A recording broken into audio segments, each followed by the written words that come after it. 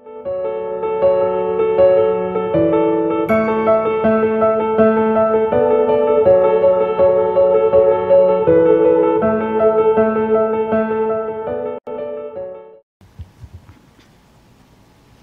told Unni that I must have done something to him as a fellow that he's made me read so much for this. The minute I got this topic, I was surrounded by doubts. I'm sure all of you are, and I hope that at the end of my talk, some clarity will be there. It's probably as early as 1985, then it was histological changes in diabetic choroidopathy were described in young patients who died due to advanced diabetic changes. And they found that there was diffuse thickening of the choroidal vessels. And they found that choroidal vasculopathy seemed to correlate with other systemic complication of diabetes. And these are the histopathological slides showing the choroidal vascular thickening. Further on, the effects of diabetes mellitus on the choroid were seen as mimicking what were there in the retina. You had dropout of choriocapillaries in the diabetic choroid, similar to the dropout of capillaries in the retina, and this could be either focal or diffuse. This was also associated with deposition of large number of polymorphonuclear leukocytes. And the histopathological studies showed obstruction of choriocapillaries, vascular remodeling, choroidal aneurysms, and choroidal neovascularization, indicating that yes, diabetic choroidopathy as an entity does exist.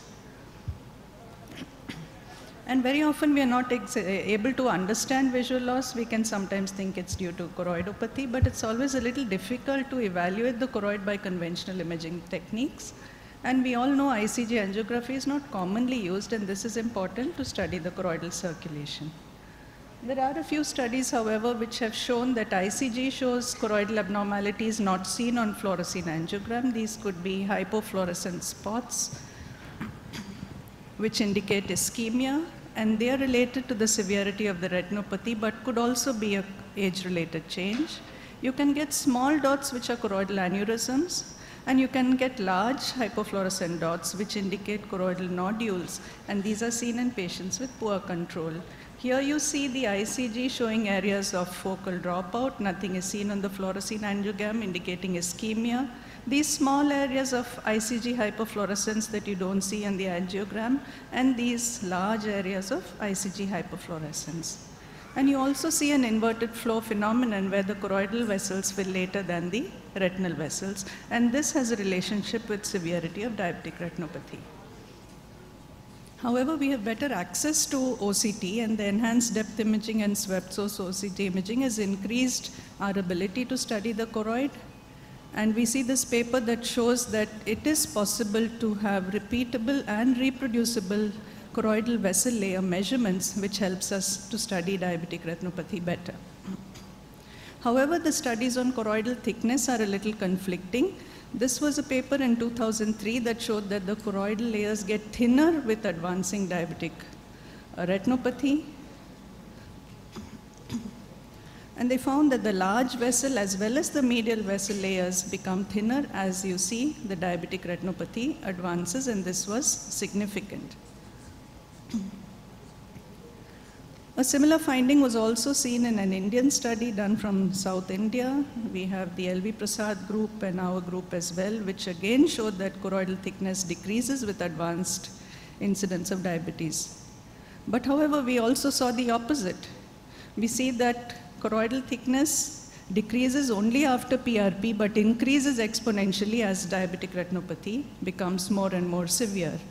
So a little bit of contradiction as far as choroidal thickness is concerned. You see patients with no diabetic retinopathy have a normal choroid. It becomes thicker when there are mild changes and becomes thinner when there are mild changes, becomes thicker as it becomes more severe, and then becomes thinner after PRP. And also patients with diabetic macular edema could show more thickening of the choroid. This is again a set of slides which show that thickness gets increased with advancing diabetic retinopathy and thinner once you treat it with laser. This is the slide on the right.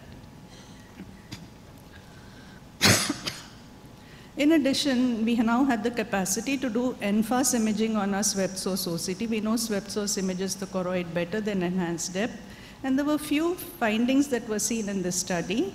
The focal narrowing of choroidal vessels in the halar layer specifically, and the vascular stumps that were seen in the halar layer, that was significantly related to the severity of both the diabetes, diabetic retinopathy, the visual acuity, and the central retinal and choroidal thickening. Again, another study done with ANFAS imaging on diabetic choroidopathy showed that diabetic eyes with either diabetic macular edema or PDR demonstrated a reduced choroidal vascular density compared to controls. And this choroidal vascularity was also reduced in eyes with proliferative diabetic retinopathy. So what happens to the choroid in diabetes mellitus? One thing is for sure, it becomes thinner if you do a PRP. And why does this happen? Because of reduction in VEGF and decreased blood flow, subsequent ischemic atrophic changes, possibly better systemic control due to awareness. Eyes with more severe DME produce more VEGF of other cytokines, resulting in a thickening of the choroidal layer. And the mean choroidal thickness differed according to the DME type, where you see serous macular detachment definitely across all studies shows a thicker choroid. Coming to image analysis, now everyone wants to analyze the image for choroidal vascularity index. We have a few studies on that, and they show that patients with diabetes showed significantly thinner choroids, lower vascular area, and reduced vascularity, which was consistent with capillary dropout. And patients with diabetic retinopathy displayed thicker choroid and higher vascular area, again a contradiction. So we are never very sure whether diabetic patients have a thin choroid or a thick choroid. Again, a similar thing. This study said CVI reduced with advancing diabetic retinopathy, but we also know from all the studies that CVI does not change whatever type of macular edema you have. This was a study which was done from our institute in collaboration with Arvind and also Singapore, and they felt that CVI was a more accurate biomarker than choroidal thickness itself, and may represent the microangiopathic changes rather than the effect of VEGF or systemic control. However, they also noted that CVI may alter with advancing diabetic retinopathy, but not with the stages of DME. This was the slide which showed that the CVI reduces with advancement of diabetic retinopathy, and in diabetic macular edema, the CVI itself doesn't change, but the subfoveal choroidal thickness definitely increases and is maximum in eyes with serous macular detachment, probably because of the systemic influence. Now, a lot of our patients go for hemodialysis. So there was this study which showed what happens to the choroidal thickness and the CVI after hemodialysis, and they found that if you do an OCT of a patient just after hemodialysis, choroidal thickness definitely reduces, but choroidal vascularity index remains the same. So choroidal thickness and vascularity, as we know now, the diabetics without diabetic retinopathy appear to have thinner choroids than non-diabetics. There are a lot of conflicting reports about the thickness of the choroid. But the only consistency seems to be increased thickness in diabetic macular edema associated with serous macular detachment and decreased thickness in PDR post-PRP. That seems to be the only finding that's consistent. CVI may be accurate, we are not sure. It's based on the assumption that all dark areas are lumen and all light areas are stroma. We don't really know because we don't have histopathological confirmation for that. We know diabetes is hugely influenced by systemic factors and VEGF, and because of choroidal autoregulation, this will definitely play a role. CVI appears to be a non-modifiable finding because every study says whether you did PRP, whether you gave anti-VEGF, whether you did anything else, CVI did not change. So is there any real relevance of knowing the CVI? And possibly some changes on ANFAS OCT like Haller's vascular stumps may be related to severity. Now, certain studies show that fluid overload can cause exacerbation of DME, and we've seen it in certain patients. It can cause excessive choroidal vascular hyperpermeability, retinal pigment epithelial detachments, and blowouts. And this was one of my own patients who was a diabetic with poor diabetic control, nephropathy, who had received a few injections elsewhere, no report. He came with a retinal detachment, he came for surgery. If you look carefully, you see these little black patches at the end. He had cataract, so you don't see it very well.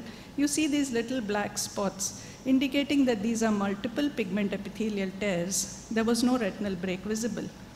And if you look at the video of the Swepsos OCT, it shows a large, shallow pigment epithelial detachment with a rip. So this is what can happen in patients with fluid overload. Finally, OCT angiogram. It's used to evaluate the choriocapillaries and its influence on the outer retinal layers. It shows that there's reduced capillary perfusion density, both the superficial and deep retinal plexus and the choriocapillaries with increasing grades of DR. And we also know these changes may precede the development of microaneurysms. There's a negative correlation between visual acuity and the density of the choriocapillaries in DR, and Swepsos OCTA may be better. However, there may be also an influence on systemic factors. So finally, what's the evidence from imaging? Is there choroidal involvement in diabetic mellitus? Yes. The OCTA and ICGA findings may be more consistent than choroidal thickness or CVI. These may precede the onset of diabetic retinopathy. The changes are more prominent with worsening of diabetic retinopathy, and definitely systemic influences contribute. So in tune with Unni's new addition this year, so what and what if? Do these findings translate into our clinical practice? Possibly not yet. Thank you.